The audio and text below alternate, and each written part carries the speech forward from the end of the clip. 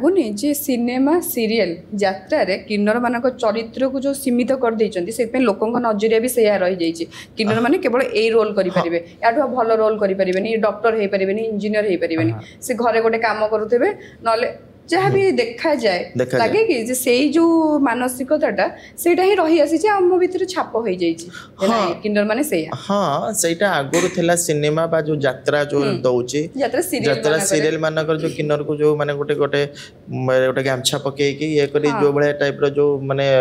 ମାନେ କଦର୍ଯ୍ୟ କରିକି ଦେଇଛେ ତାହା ବି ଆମେ ଏବେ ଅପୋଜ କରିବା ଆରମ୍ଭ କଲୁଣି ସିନେମାର ଯେ ଅଛନ୍ତି ଡାଇରେକ୍ଟର ତାଙ୍କୁ ବି ଆମେ ଗୋଟେ ଲେଟର ଦେଇଛୁ ଯାତ୍ରାର ଯେ ଅଛନ୍ତି ମ୍ୟାନେଜର ତାଙ୍କୁ ବି ଲେଟର ଦେଇଛୁ ସମସ୍ତଙ୍କୁ ଏବେ ବି ଲେଟର ଦେଲା ପରେ ବି ଏବେ ଟିକେ ପରିବର୍ତ୍ତନ ହେଲାଣି ତାଙ୍କୁ ବି କାଉନସିଲିଂ ଦରକାର ସେ ବି ଜାଣିନଥିଲା ଏ କିନ୍ନର ମାନେ ତ ଏଇ ତ ଯୋଉ ଗାଁ ଗହଳିରେ ଯୋଉ ଗାମଛା ପକେଇକି ବୁଲନ୍ତି କିନ୍ନର ମାନେ ହଉଛନ୍ତି ସେଇଟା ଆରମ୍ଭ ହୁଏ ସେଇଟା ବି ଆସ୍ତେ ଆସ୍ତେ ବି ଚେଞ୍ଜ ହବା ଆରମ୍ଭ ହେଲାଣି ମାନେ ପ୍ରାୟ ଚେଞ୍ଜ ହେଲାଣି।